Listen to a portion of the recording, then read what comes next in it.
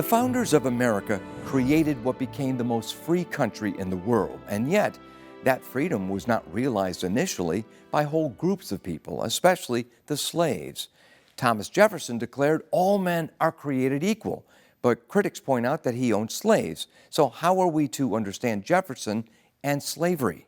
In this short video, here are insights into that very question from Dennis Prager of PragerU and author Rabbi Daniel Lapin, the founder and head of the American Alliance for Jews and Christians.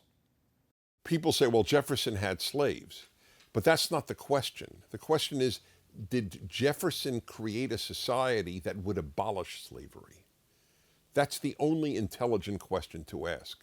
Not what did that person do that contravened their ideal. What did they do that affected the society in light of their ideal?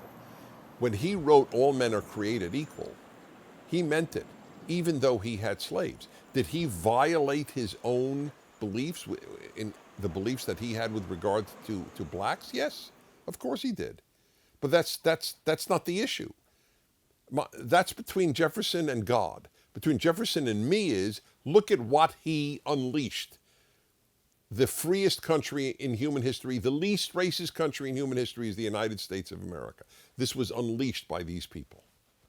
It's always very disappointing that the intellectual level of those who constantly pose this question to me, and it's just frankly disappointing when people say, oh, you know, Jefferson was a slave owner, or speaking of many of the other founders as well as Jefferson, as if somehow to discredit these people.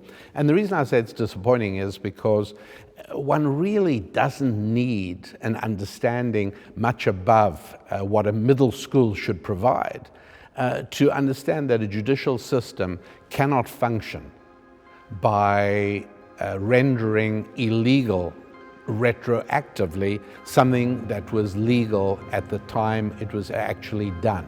Our tax law is founded on this, our criminal law is founded on this, and so it's almost a childish and pathetic attempt to discredit these giants by the pygmy-like behavior of suggesting that because their behavior at the time corresponded to the values at the time, that somehow retroactively from the vantage point of 200 years later, we can declare these people to have been invalid, or we can cancel them, to employ the colloquial pathetic terms. This reflects far more on the critics than it does on the founders.